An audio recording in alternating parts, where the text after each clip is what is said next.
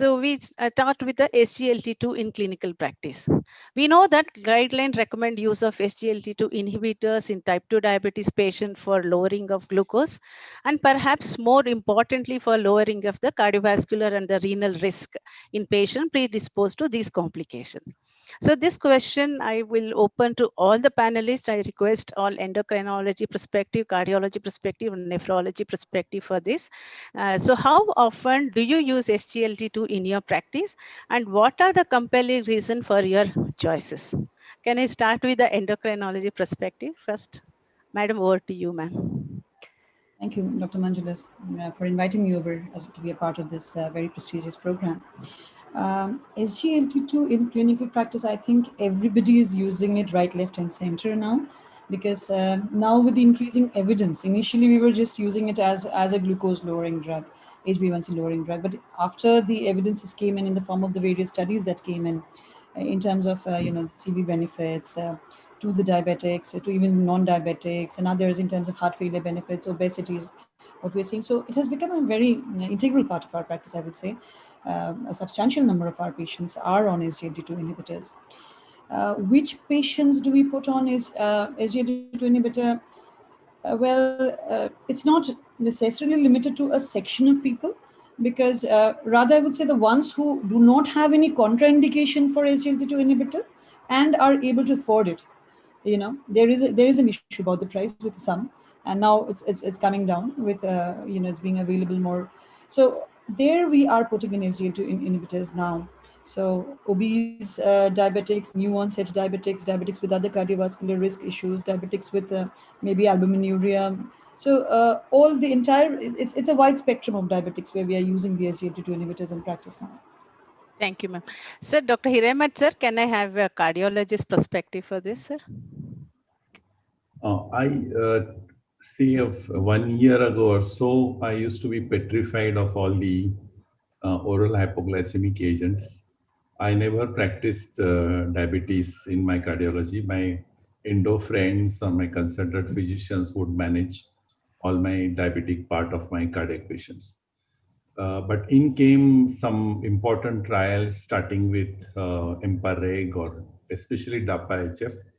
And after that, because it was especially involving non-diabetic patients, I ventured into using that. And now, in fact, I'm compelled to use it in every heart failure patient. I'm more right now comfortable with dapagliflozin because of the literature that is around, and I've been using it for many, many months now. Uh, as I said, every heart failure patient, I feel unless I use it, I'm not doing justice to his heart failure management. And it's very clear that if you give guideline directed medical treatment, GDMT, which will involve a beta blocker, an ERNI, or a spironolactone-like drug, MRA, and SGLT2 inhibitor, especially dapagliflozin, then you are giving the correct treatment for these patients. I am a part of the heart transplant program, and I've seen that patients have gone off the heart transplant list when they are put on these 4 pillars of treatment, and their ejection fraction improve, and some patients do dramatically well with all those 4. So I am quite convinced that in the management of heart failure, it is imperative to use dapagliflozin. Now, some evidence related to the Emperor Reserve trial has given that it is almost equally good. It seems to be a class effect, but right now I'm ready to give it to dapagliflozin for coming in earlier. In established diabetics with established ASCVD, I request my endo colleagues to start the SGLT2 inhibitor because there is a good evidence that prevention of further CV events, almost we can call it simply a primary prevention. It's a very good evidence with the EMPA-REG and others. So 2 aspects. One is a diabetic with established ASCVD. He should be on SGLT2 inhibitors. And any heart failure must be on SGLT2 inhibitors unless there are some stark contraindications, which are fortunately very few. Thank you so much, sir. Dr. Sharma, sir, can I have your views from the nephrology perspective, sir? Yeah, good evening, everybody. I think it's a very important drug, a group of drugs. Uh, and as nephrologists, uh, probably we are one of the last breed which is still practicing internal medicine, because the way people got specialized, uh, they started focusing in their areas. But as nephrologists, we are heavily involved in looking after diabetic patients, because almost our 40 to 50% of patients with end-stage kidney failure are diabetics. And in outpatient, almost 30-40% of patients attending in our OPD, they are diabetics, and most of them are type 2 diabetics. But I have to confess that amongst nephrologists, this group of drugs have not really caught up to the extent to which these drugs should be used. Though if you look at the first reports of SGLT2 inhibitors, the trials and even the basic work was done by nephrologists. And at that time, it was considered, we used to laugh about it. Okay, what a crude way to say that there's a drug which would control blood sugar, because it is allowing, it is preventing the reabsorption of glucose in the tubules. But now we know that the different mechanisms by which this drug could be useful. As a nephrologist, I feel that there could be almost 40 to 50% of our patients who would really be candidates for using SGLT2 inhibitors, especially diabetics. Besides the cardiovascular benefits, its specific role in really retarding progression of chronic kidney disease, and also trying to act at the primary level of preventing diabetic kidney disease itself. And now we know that previously we were worried that it cannot be used if the GFR is too low, but now we know that it can go down to even a GFR of 25 ml. So I feel that what we need is to really discuss about the use of this drug in patients with kidney diseases, both to prevent the development of kidney involvement and also to retard the progression. Because at present, we are using ACE inhibitors and receptor blockers without any question. So this would be a very important add-on thing. So I think it has a great role, and now we know that both for cardiovascular and for renal protection, these drugs could be very, very useful. Thank you very much, sir. We will move to the next question.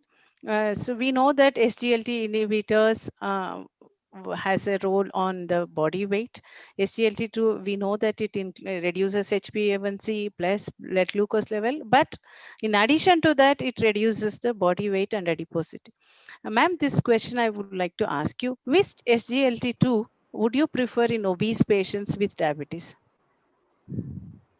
So I think, very honestly speaking, I do not decide on the SGLT2 inhibitor based on the obesity factor. I mean, yes, once I see an obese diabetic individual, I would be more inclined to put in an SGLT2 inhibitor.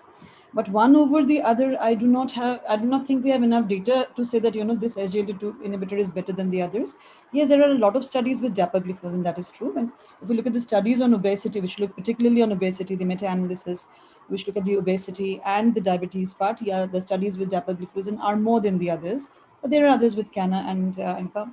In clinical practice, I think what we see is rather than which SGLT2 inhibitor, I think whether we are putting in SGLT2 inhibitors is a more important question, more pertinent question, because a lot of time, in spite of obesity, in spite of the patient being such, where you were just talking about heart failure and the ACVD. The problem with us is that the patients who are coming to us, we are not screening all the patients, right? We are not getting an echo done, so we don't really know whether they have a preserved ejection fraction state.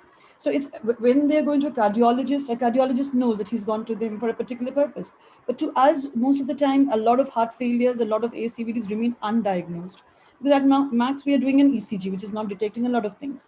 So that is why in these obese individuals, I think SGLT2 inhibitors should be put in. That should be the word going through, which is, I think, again, based on the other points, which would be the deciding factor when you decide on which SGLT2. Thank you very much, ma'am.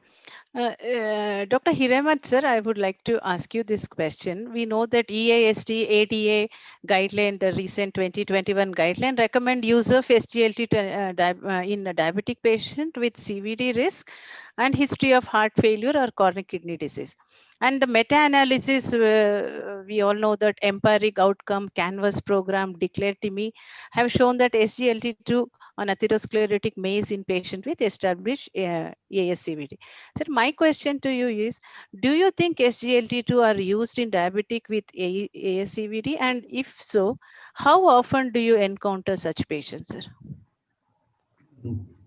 To answer the second question first, every patient is like that actually. Every patient that I see maybe in my type of practice is they have a large number of them are diabetics and they have, of course, ASCVD. That's why they come here. So there is no dearth of the number of patients that we see of this type. How many of them are on SGLT2 inhibitors? So far, as I said, I never kind of looked at what they were on, but now I started looking on the list of the OHAs that diabetologist has prescribed. And I make it a point to make a call, politely talk to them about including the SGLT2 inhibitor, because the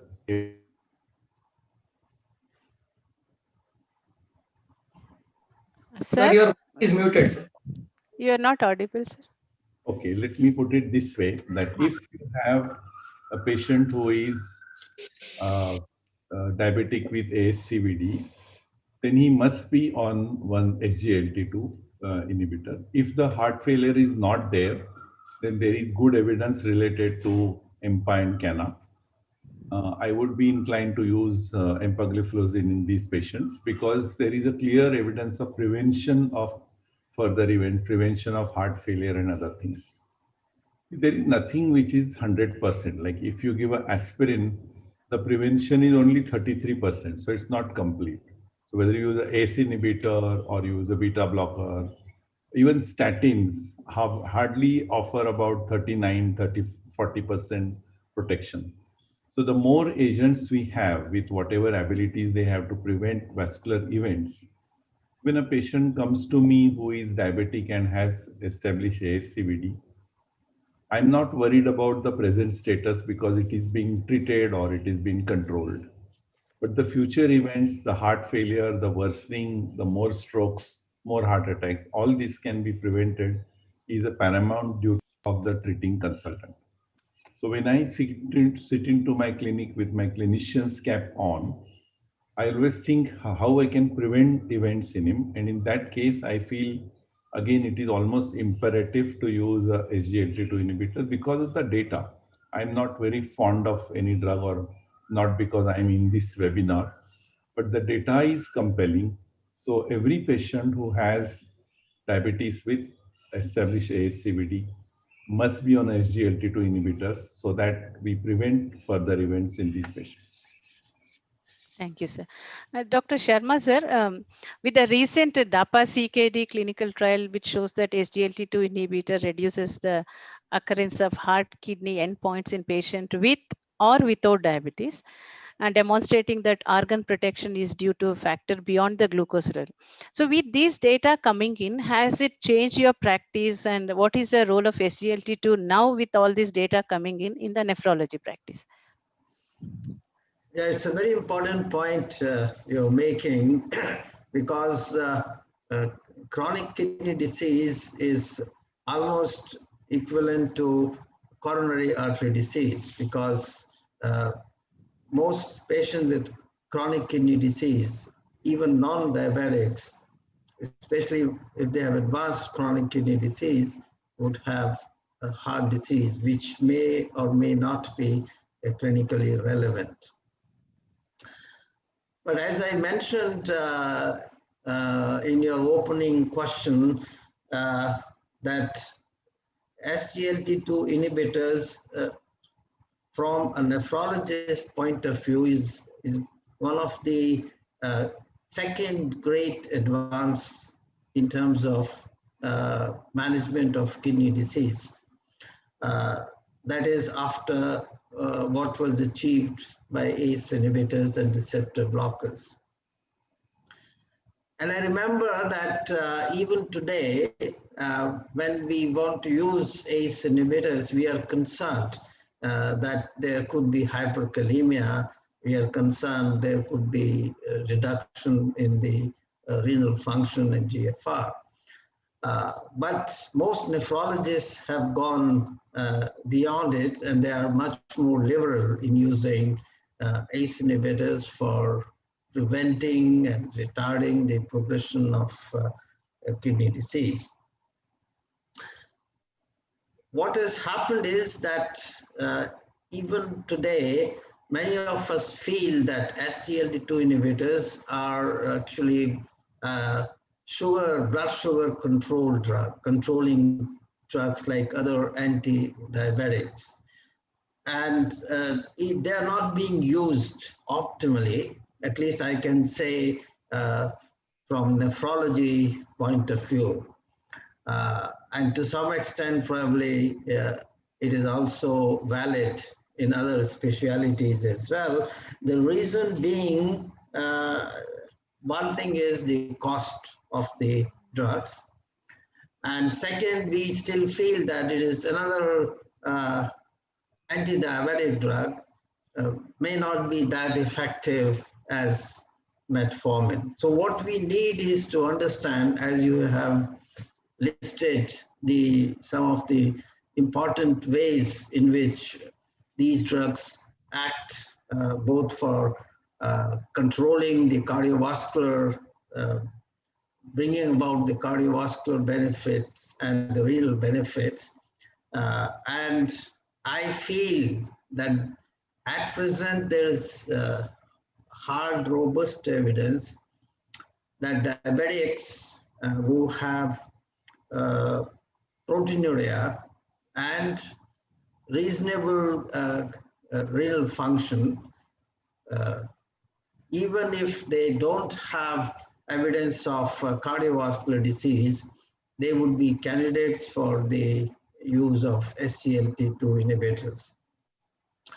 The other area which is part of still studies and clinical trials is the non-diabetic kidney diseases, the glomerular disease, the hypertensive kidney diseases, where I feel that the trials would show that this drug could be very useful. So overall, I feel that it has a lot of benefits, and we should use it liberally, especially in patients with diabetes who have proteinuria and who have significant renal function still.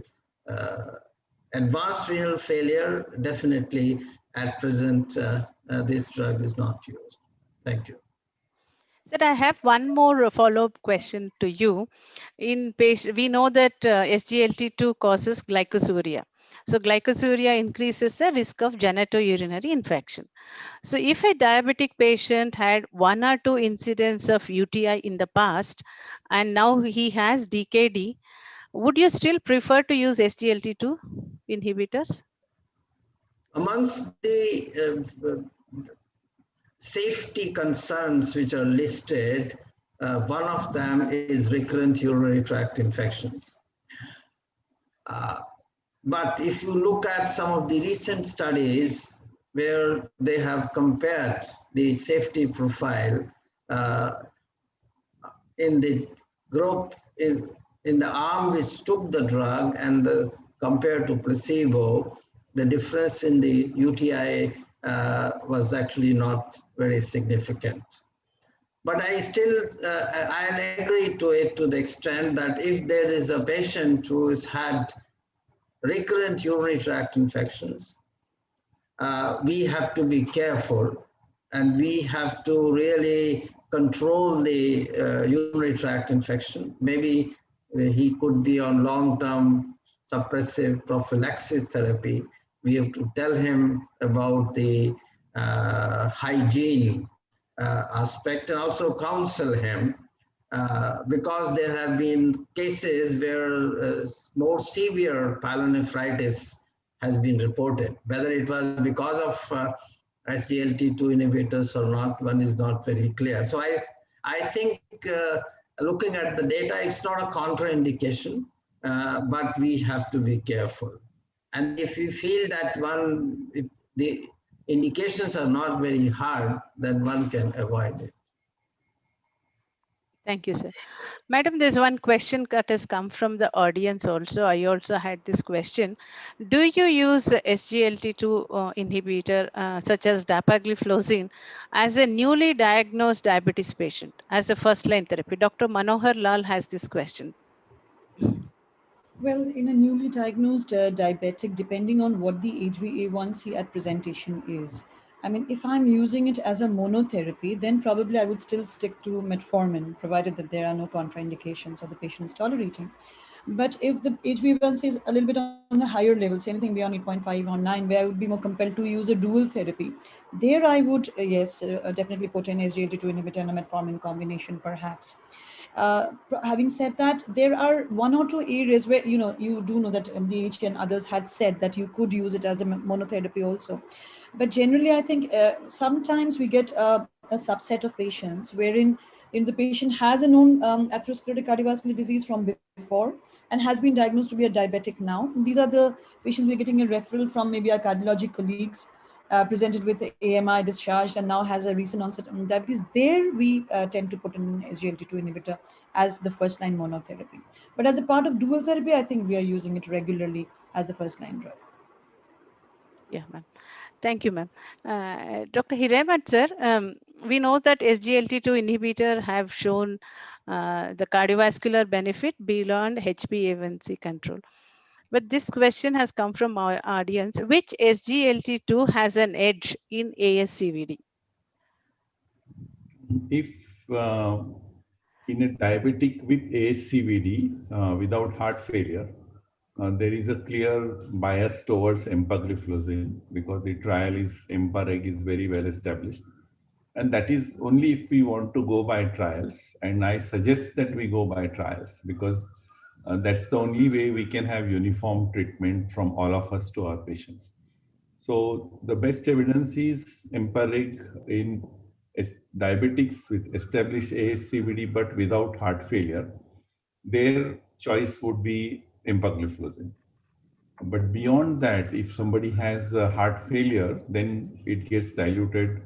DAPA has far more studies, far more number of patients studied, and compelling evidence towards management of heart failure. So if there is heart failure, I would use dapagliflozin. If there is no heart failure, but you want to prevent in a diabetic, if the person is non-diabetic with heart failure, dapagliflozin today is my first choice. Tomorrow, probably I'll be equally using empagliflozin and dapagliflozin because of the Emperor Reserve trial. Sir, actually, yeah, that was my next question, so which you already answered. With SGLT2, you have an edge in heart failure. So you already mentioned you would go if there's a DAPA would be your preference. That's what you mentioned, right, sir? That was my next question. Yeah, exactly. I said there there is more comfort related because I've been using it. As cardiologists, we have transitioned from a pure cardiology drug to this drug, which can be used in non-diabetics in heart failure. So we have to use it as a heart failure drug. And because we've used it quite extensively in the last many months, we are quite comfortable with it. Now that the Emperor Reserve trial has come, we know that that drug also can be equally effective. There is hardly anything to choose between the two drugs. Sometimes total mortality and other small little things are different in those trials. But I would say that at present, I would use dapagliflozin for heart failure. And that is my edge at present. In the next months to come, this might change a bit. Right, sir. Thank you very much, sir. Dr. Sharma, sir, this question I would be asking to you. The same question which I have asked everyone. In nephrology practice, with several guidelines which has mentioned that SGLT2 role in CKD, which SGLT2 would you prefer in CKD patients? Actually,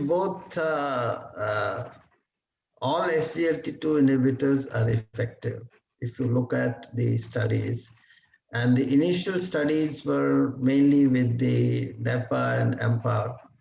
But what has happened is that the CREDENCE study, which has shown using CANA even in patients who have GFR, which has gone down up to 35 ml, and shown that its benefit is add-on even to the use of ACE inhibitors. So I would personally say that all the three drugs are effective. And cardiovascular benefit,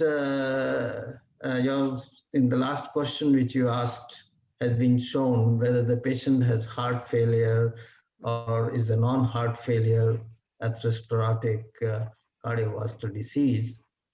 So the choice will depend if they have obvious atherosclerotic cardiac disease and heart failure along with chronic kidney disease. So I would go by those drugs, though CANA has also been shown to have benefit. But if you look at pure chronic kidney disease management, then slowly the role of CANA is really catching up.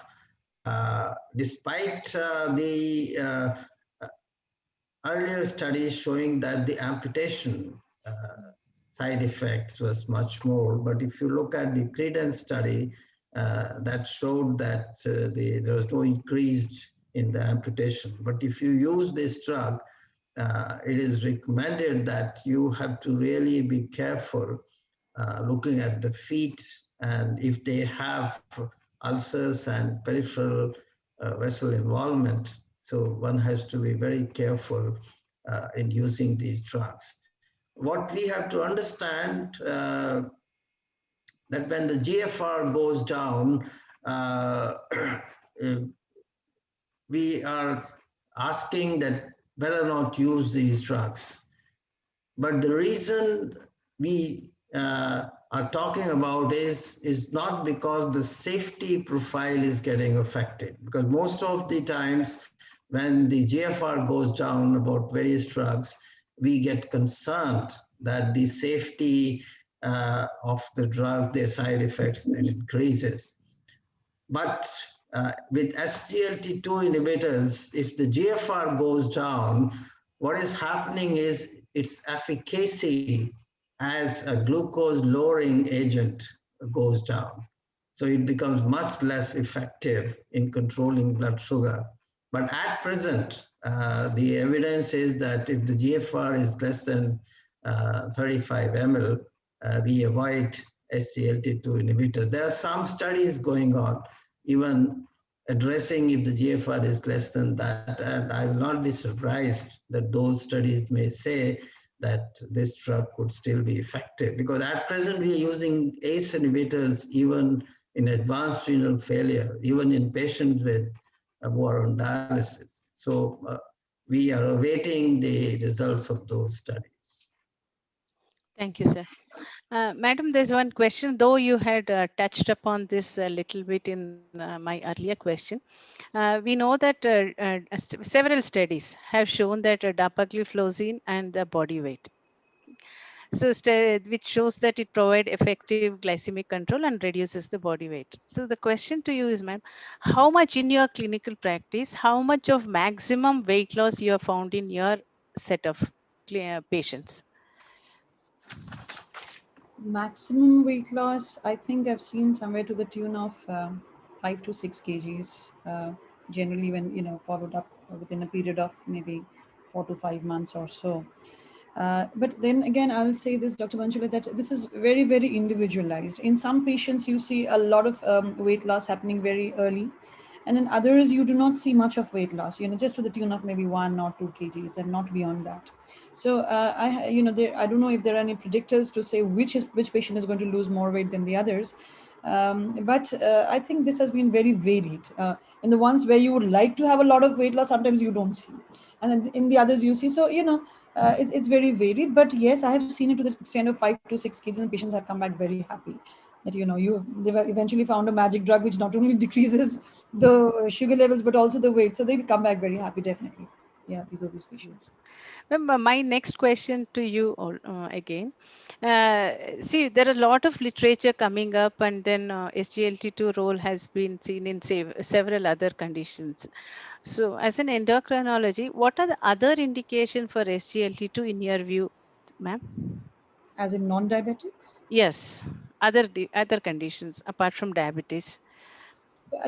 Actually, what we have seen is that it can be used for heart failure also, right? Even in the non-diabetics, and so cardiovascular benefit in non-diabetics. But very honestly, to tell you, as an endocrinologist, these are not areas that we focus on, because most of the patients who come to us come to us for endocrinological issues. So that would be diabetes. I think this area would be touched on by the other specialities. Rather, if I could just go back to one of the slides that you had shown where you were comparing between EMPA-REG and Canvas and Declare to Me, there I would rather say that because Declare to Me actually includes a wide section of people with CVD and without CVD, that is what is there in our practice. We are not seeing exclusive CVD patients. We are seeing all kinds of patients with CVD, without CVD, with obesity, without obesity, microalbuminuria, macroalbuminuria. So we are not seeing the end parts only. We're seeing these, it across the spectrum. And that is where the role of SGLT2 inhibitors actually comes in our practice. The role of SGLT2 inhibitors in the non-diabetics, like as in heart failure, for cardiovascular protection, I think would be no more for the other specialties than for ours. Yeah, ma'am, that's what I've also shown. There are some papers coming up also showing that it, NASH. NASH and those things are also it's being tried beyond the diabetes. Yes. Right? Yeah, ma'am. Thank you. Sir Hiremat, sir, this question to you, since there were some papers, data coming up. So based on that, I want to ask you, when do you like to use SGLT2 post-operative cases? With diabetes, is it immediately or after some period of time?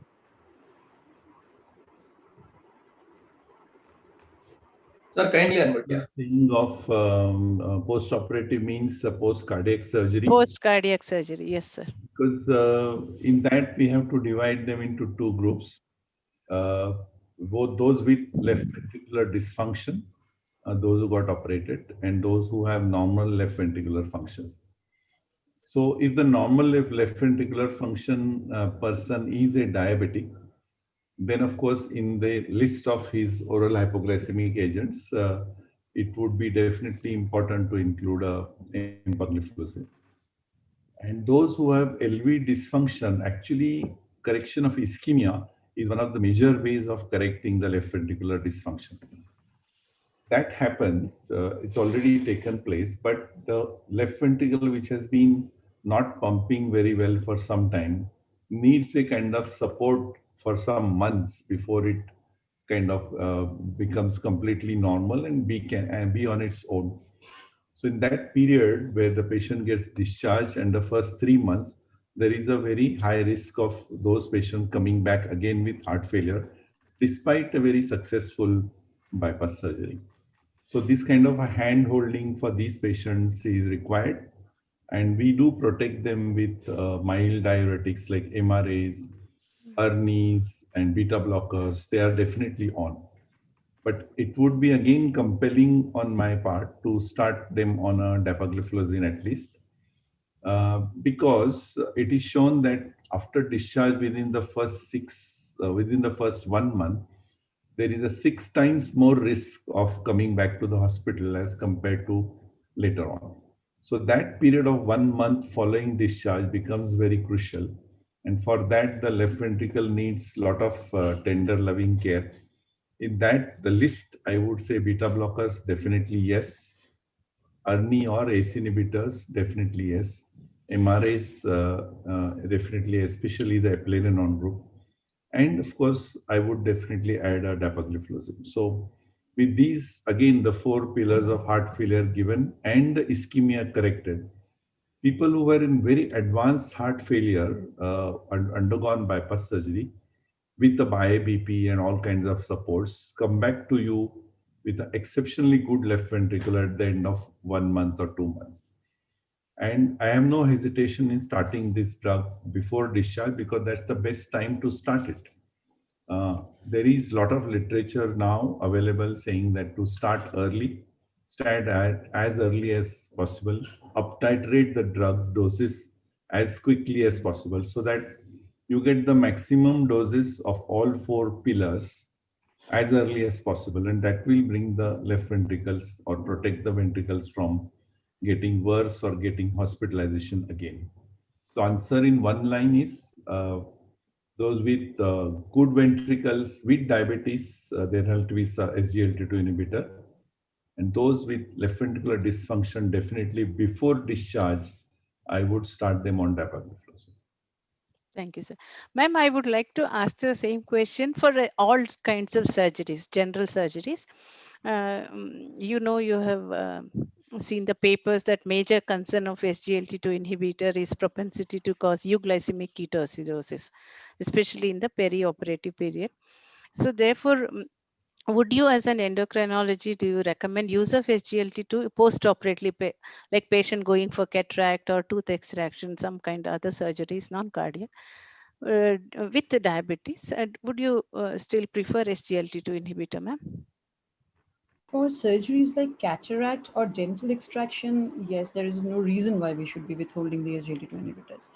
For maybe other surgeries where it would depend on what kind of surgery the patient has undergone, where the patient would probably not be eating very well, the water and fluid intake would be restricted, there would be other concerns. There maybe we would be withholding it for a while till the patient is up and about and in a better way, in terms of calorie intake and others, fluid intake and others.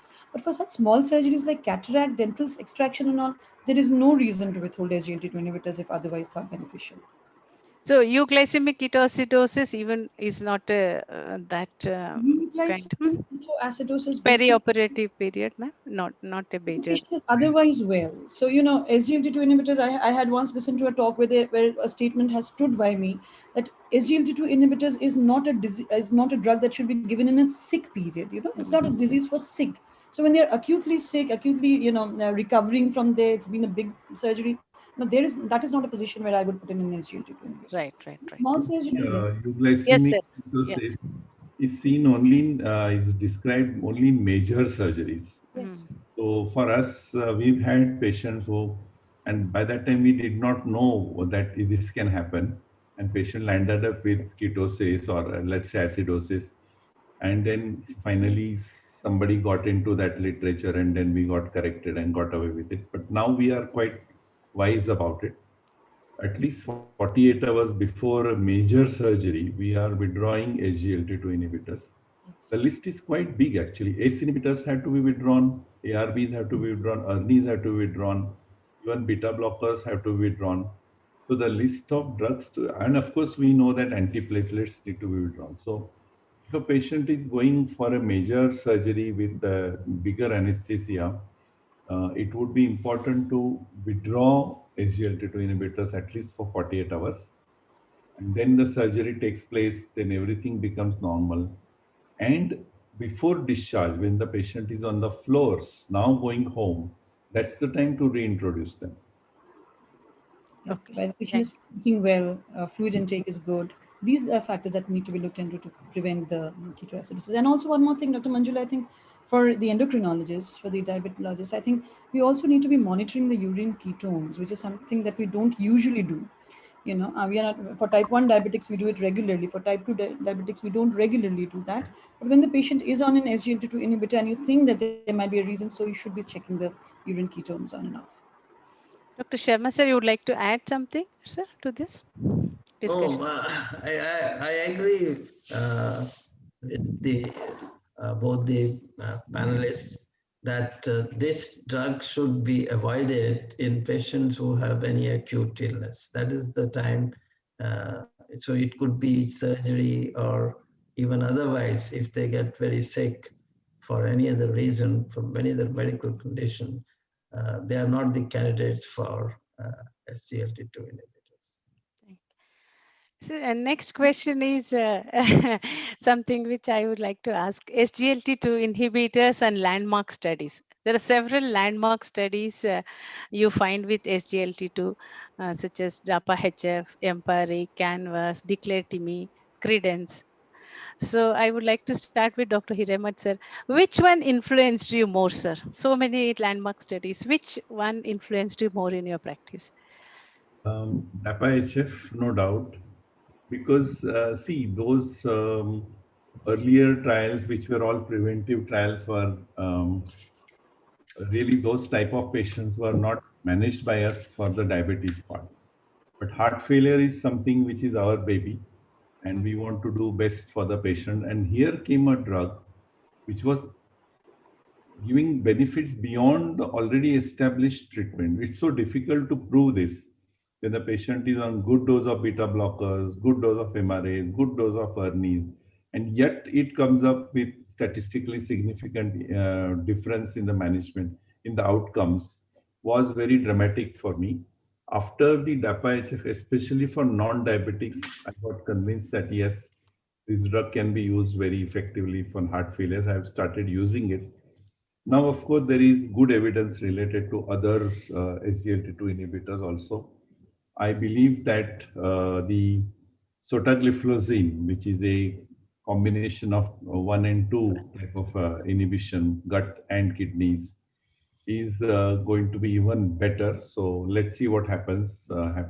But to answer your question in one line, what influenced me most, for a completely rank outsider who had never used the OHA in his lifetime, now I see dapagliflozin appearing in my prescriptions very often.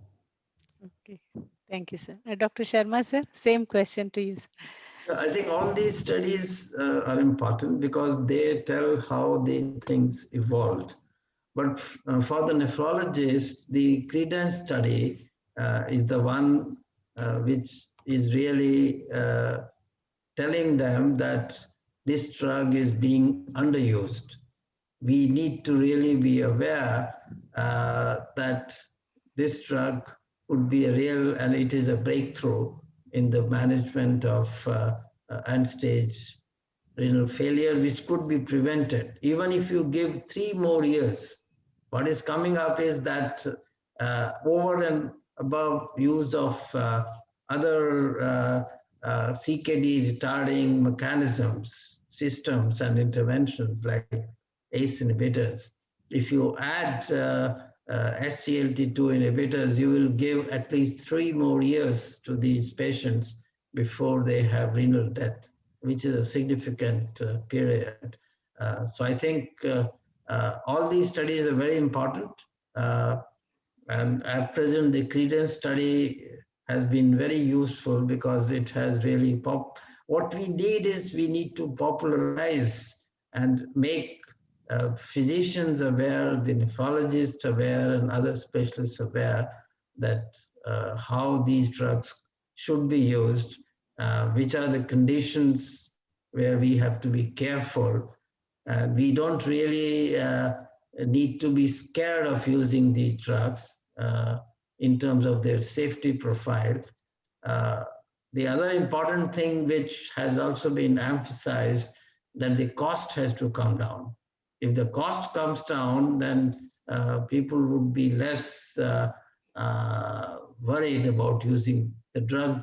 can be used much more easily even amongst the general population, because cardiovascular disease and chronic kidney disease, these are almost lifestyle diseases, and they're slowing these diseases and preventing progression is something which needs to be done at a mega level, where we need drugs which are much more economical and can be used for the large population.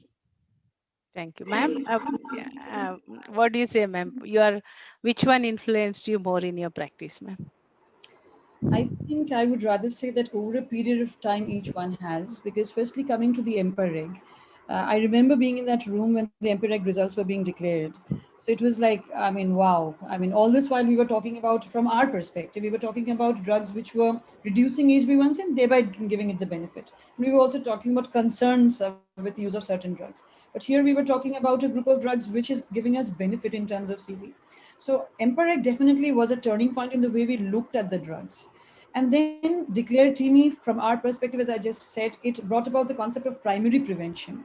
So catering to a wider section of our patients and actually giving them primary prevention is what definitely also changed our approach to the disease. And thirdly, again, credence. Credence was another one where we were apprehensive. Initially, we were told a cutoff of GFR of 45, and then initially we were apprehensive of using it in patients whom the creatinine had gone a little bit above where it should.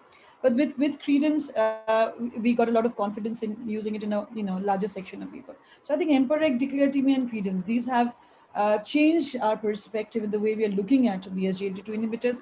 In fact, looking at the treatment of diabetes in general. All this while we were so focused about only the HbA1c, and now it's such a more wider approach that we're looking at. A greater approach in a way you're putting in primary prevention apart from only HbA1c control. So yeah, all of these trials I think have had a major role to play in our practice. Thank you. See, my question now is DAPA 5mg in clinical practice. I would like to start with Dr. Sharma.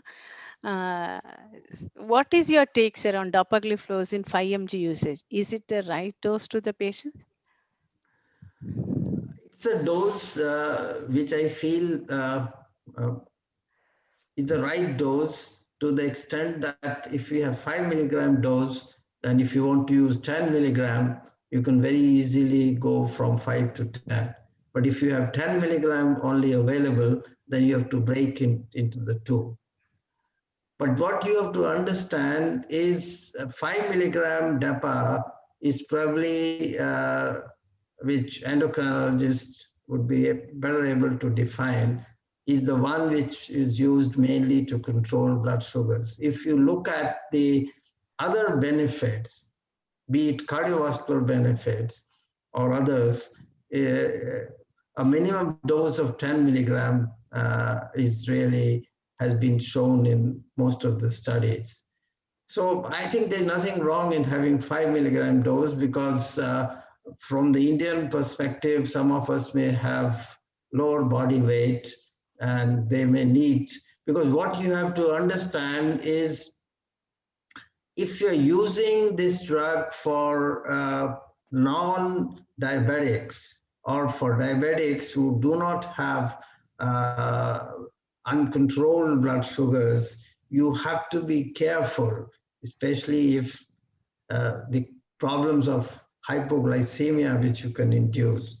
You are using higher dose for other benefits, and if the sugars are already well controlled, the hypoglycemia has to be avoided. So I personally feel that 5 milligram should be there, and it would be useful, especially for looking at some of the possibilities of hypoglycemia if the sugars are well controlled, and also if we have low weight patient who is not very obese and is actually underweight. Thank you. Dr. Hiremat, sir, do you use 5mg in your practice, sir? I wish to differ a little bit, because I feel the trials are very clearly only 10 mg. In fact, one of the USPs of these dapagliflozin heart failure trial is no dose titration. Just start with one dose and stick to that dose, 10 milligrams.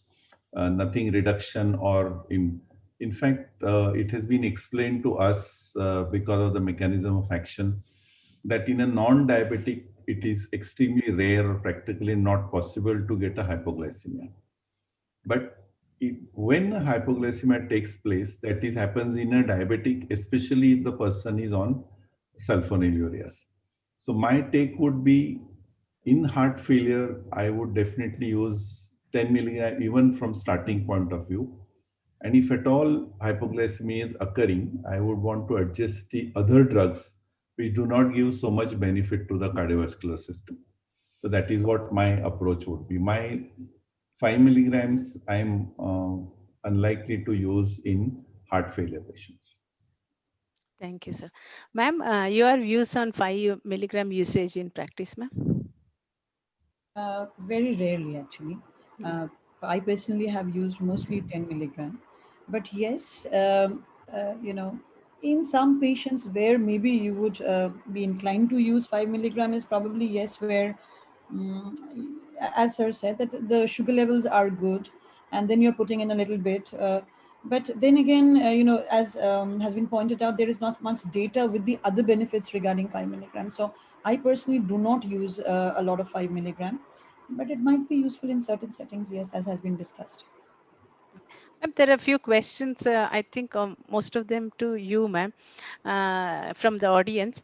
After dapanesation of SGLT2 segment, after availability of cheaper dapagliflozin, will it replace metformin as the gold standard in diabetes treatment protocol? This question is from Dr. Yusuf Khan Zishan.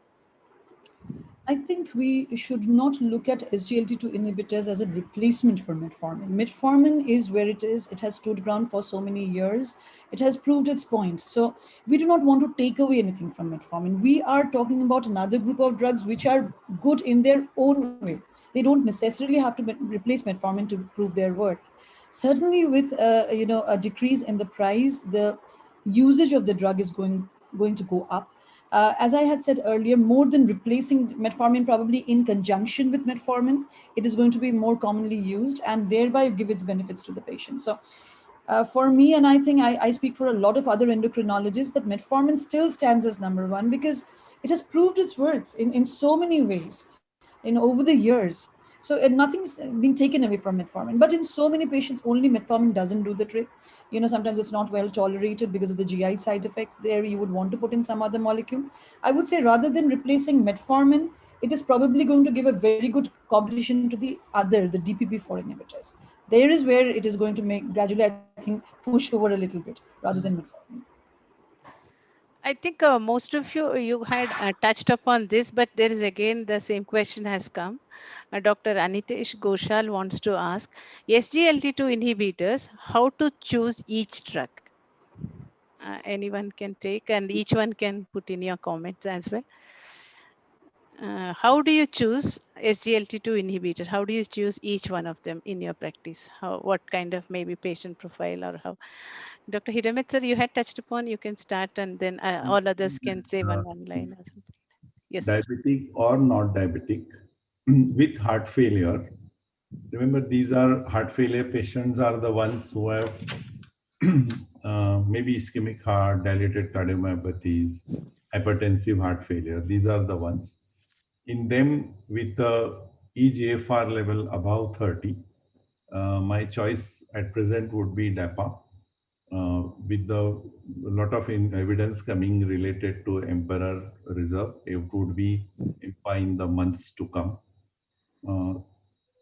In a person who is diabetic with established ASCVD, if I have say somebody has undergone a bypass, is getting discharged from us, or an angioplasty getting discharged from us, then we would see to it in conjunction, in consultation with our endo friends, that they would be on board the empagliflozin. So for that kind of a prevention, good LV with diabetes, I would use EMPA. Heart failure, DAPA and EMPA both can be used in the months to come, in the years to come. Dr. Sharma, sir, would you like to add anything to that, sir? Well, I agree. Only thing I would like to add is that if we are dealing with pure kidney problems and chronic kidney disease progression, then probably canagliflozin is the one drug which is catching up because of the studies which have come up and going on, and probably even it could be useful even in a non-diabetic kidney disease as well, like IgA or glomerular diseases, hypertensive. So I agree that all these drugs are actually useful. It's not that if you're using DAPA for with cardiovascular, it will not be useful in controlling the or retarding the progression of chronic kidney disease. Ma'am, this question to you, I would like to inform you there are a lot of physicians also logged in. So what is your advice or tips to them how to choose each drug, which SGLT2, how to choose them? I think it has been answered more or less for us. I think we see a patient with diabetes, ASCVD, generally choose EMPA. Diabetes, heart failure, generally choose dapagliflozin. And now with the credence coming in, when you see, albuminuria or a slightly rise in creatinine, I think we are more inclined to use canagliflozin. This is about the inclination. However, we have also seen, cross reports about with the other molecules also.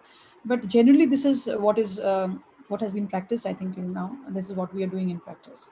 But these are no hard and fast, marks where you can use, as has been seen in the Emperor Juice, as sir was saying, we're getting data from the other molecules as well.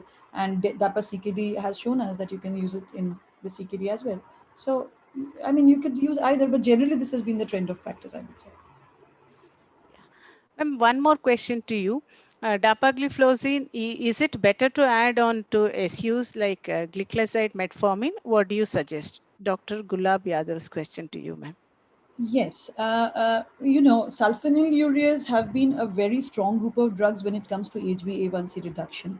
But we have had certain concerns with sulfonylureas, hypoglycemia being one, weight gain being the other, and we've been concerned about the beta cells, about the mechanism of action, wherein we are concerned about whether the beta cells are being damaged more.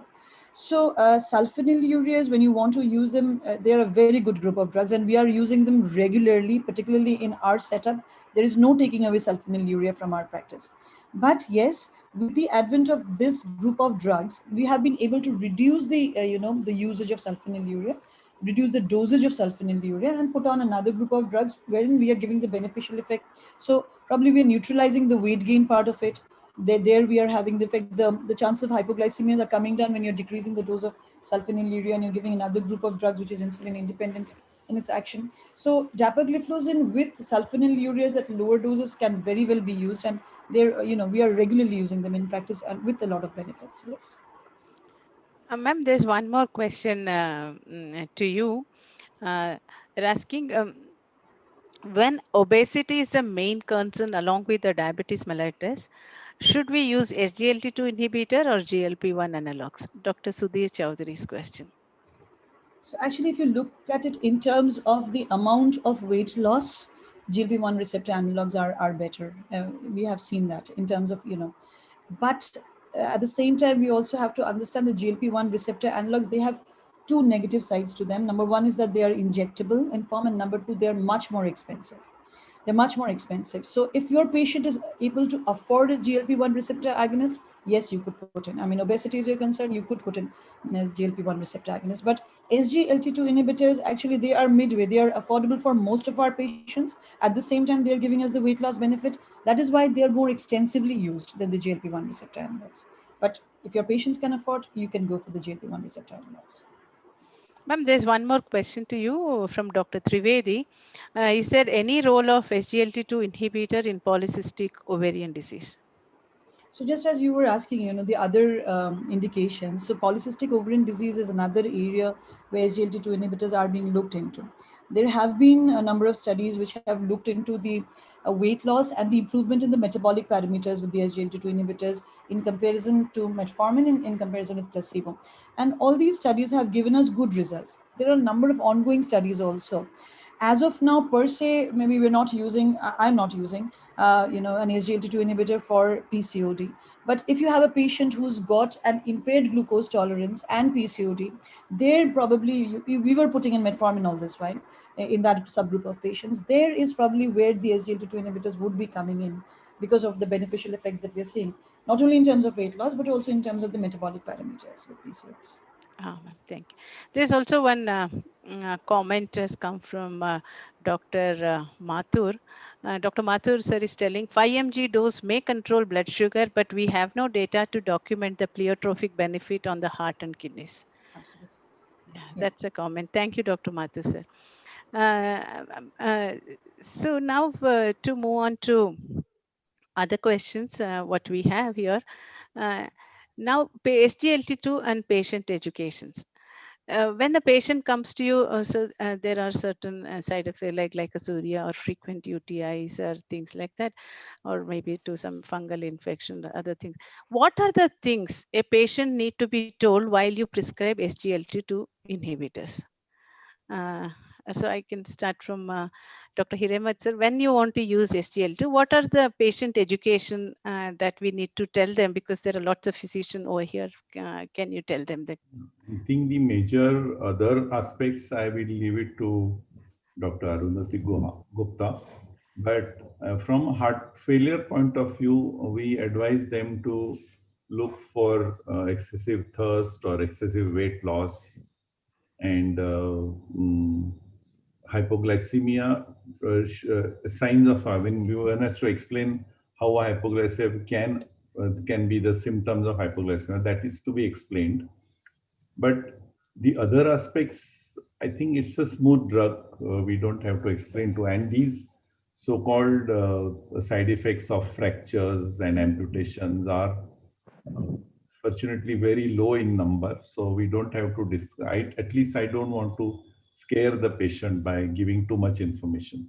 So I talk to them mainly about is possible hypoglycemia. And also we have to warn them. So many times we get a phone call from a family doctor or a chemist for that matter. If this patient doesn't have diabetes, but you have prescribed a oral hypoglycemic agent to him. So we have to warn the patient in that aspect also, that this drug in your case has been used for the left ventricular dysfunction or heart failure. And other aspects, as I told you, warning symptoms of hypoglycemia and excessive weight loss. Yeah. Dr. Sharma, what would you say for patient education when you use SGLT2 inhibitors? Yeah, from a nephrology point of view, the issue of, or the safety issue in terms of the urinary tract infections and especially the vulvovaginal area fungal infections.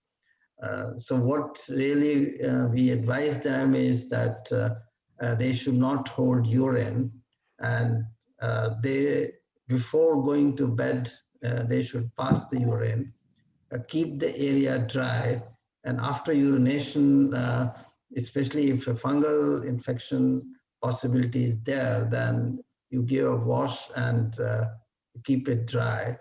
And if there is a need, if somebody has a history of fungal infections, then you might have to use either local antifungal agents or even oral fungal agents. The other antifungal drugs. The other thing which we need to be careful is that, though it's a rare side effects, that these patients can develop Fournier's gangrene, which could become a serious matter. So basically, local hygiene is the one which is very important from the nephrologist point of view. The other thing we advise is that they should not get dehydrated, especially if they have this complaint of on getting up, getting giddiness. Then we recommend that you should check your blood pressure, because that is the other thing which can happen because of the diuresis. And also, if they're already on antihypertensive drugs, the blood pressure can really go down. So I think these are the things, but basically these are relatively safe drugs. And except for hypoglycemia and possibility of a non-hyperglycemic ketoacidosis, which could be picked up by symptoms alone. So if they have any abnormal symptoms, they have to get in touch with the doctor. Thank you. Ma'am, your suggestion. I think most of it has been covered. Every patient that I prescribe an SGLT2 inhibitor to, I definitely have a line about hydration and adequate water intake, provided that there is no contraindication to water intake, and to report back if there are any cases, if there are any symptoms of UTI. Genital hygiene, number 3. What I also tell them is that if you fall sick, I mean, if you have any kind of infection, if you have any respiratory tract infection, you have major fever, please do inform us, because we would not want them to be taking the drug during an acutely sick stage. So these are 4 points that I mention to all my patients whenever I put them on SGLT2 inhibitors. Thank you, ma'am. So one last question to all of you. So much data is coming up with SGLT2 inhibitors in the management of diabetes, cardiovascular system in next 5 years. So my question to you is, how do you see usage of SGLT2 drugs in the management of diabetes or cardiovascular diseases or both, and as well as in nephrology practice in the next 5 years? What do you see? Dr. Arundhati ma'am, first over to you. How do you see them in the practice? So as we said in the very beginning itself, it has made its place very strongly in our prescriptions.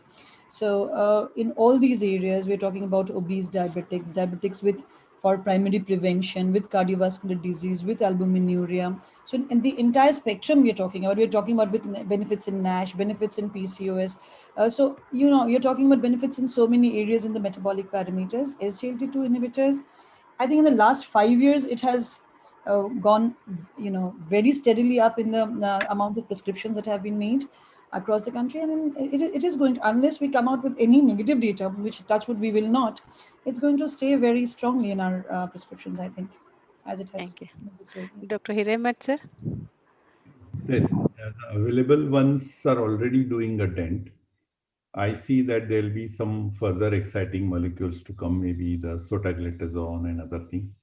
And one more important thing that can happen to Indian patients is the generics.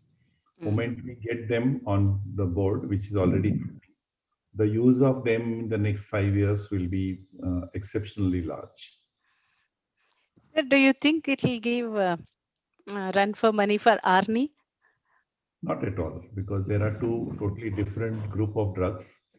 And the dapagliflozin trial is on top of the existing GDMT. So in fact, there are heart failure management. It is very clear that there are some 4 therapies in pharmaco and the CRT and other mechanical treatments. So all the 6, 7, if they are used in good doses and good percentage in a patient, then your heart failure management can be absolutely impeccable. The more therapies you add at the more appropriate doses, the better are the effects related to that. So it's not A versus B. ARNI will have its own place. It will replace or it will go ahead of ARNI only if the patient has a disturbing hyperkalemia. If he has a persistent hypotension, which is not ARNI, we cannot give at all, or somebody is getting angioneurotic edema because of ACE/ARB's ARNI.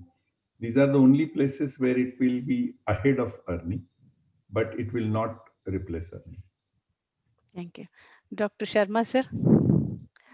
Yeah, I think the studies, especially the Credence study and the DEPA-CKD, they have shown that this group of drugs in patients with kidney disease, besides the cardiovascular benefits, has a very important role in slowing down and preventing kidney involvement, both diabetic and non-diabetic patients. So now I expect that in the next few years, there would be studies which would really target non-diabetic kidney disease, because unless we have hard data, say in glomerular diseases, or say in hypertensive kidney disease, which also form an important chunk of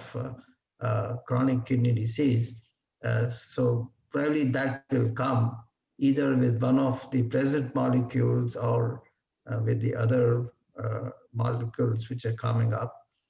And I also think that the availability of a lot of molecules would make some of the molecules which are available now, their generic would also come into the market.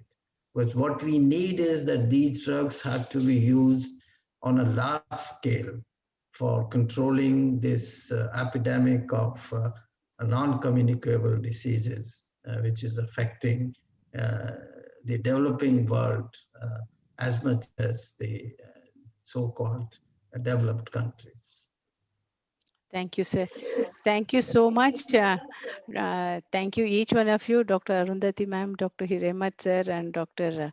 Sharma. It was wonderful having you, and thanks very much for sharing all your knowledge and sharing the tips and the suggestion for practice. And I'm sure all the doctors who have logged in would have been definitely benefited with this, and it will change the way they practice and help in better patient management.